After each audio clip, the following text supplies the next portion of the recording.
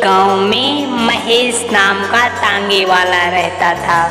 वह बहुत मेहनती था।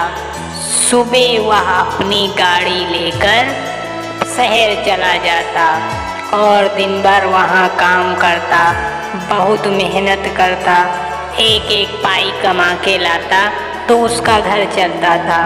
सुबह होते ही उसकी गाड़ी रोड में टक टक टक टक करके शहर की ओर चली जाती और शाम को टक टक टक टक करके घर आ जाती।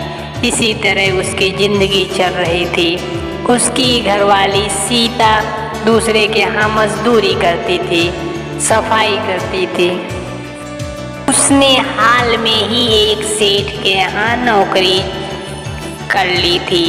उस सेठ की नज़र ठीक नहीं थी।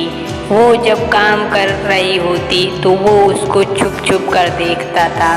अचानक आकर उससे भिड़ जाता। एक दिन उसने उसको छेड़ा और उसके पीछे पड़ गया। सीता घबराकर भागने लगी, लेकिन उसके साथ जबरदस्ती किया। वह इससे बर्दाश्त न हुआ और उसने सेठ के पिताजी से जाकर ये बात बता दी। उसके पिता ने सोचा मेरे बेटे के ऊपर इल्ज़ाम लगा रही है, इसीलिए उसके पिता ने उसे बहुत डांटा कि हमारे बच्चे को ऐसा ऐसा मत बोलो। जब वो नहीं मानी तो उसको हथौड़ी लेकर दौड़ा लिया। इस बात से वो बहुत घबरा गई। वो बहुत बेइज्जती महसूस कर रही थी, लेकिन जब बाद में उसे अपने बेटे की गलती का एहसास हुआ तो वो बहुत पछता रहा था और उसने उसे बुलाकर उससे माफ़ी भी मांगी कि मुझे माफ़ कर दो, मुझसे गलती हो गई। लेकिन अब जो कर दिया था वो कहाँ वापस आने वाला था। लेकिन सीता ने उसे माफ़ कर दिया। वो घर आते ही सोच रही थी कि ये क्या मेरे साथ हो गया। जो मेरे पति मेरे ऊपर इतना विश्वास कर रहे थे, अब मैं उनको कैसे मुंह दिखाऊंगी। यह सब सोचते सोचते वह घर आ रही थी। वो बहुत परेशान भी थी। उसने घर आकर बेड में बैठ के सोचने लगी कि अब क्या करें, अब क्या करें। यही सोचते सोचते वो सब बैठी रही और फिर एक जहर की पुड़िया निकाल कर खा लिया। थोड़ी ही देर में उसके मुंह से खून निकलने लगा और फिर वो तड़प तड़प के मरने लगी।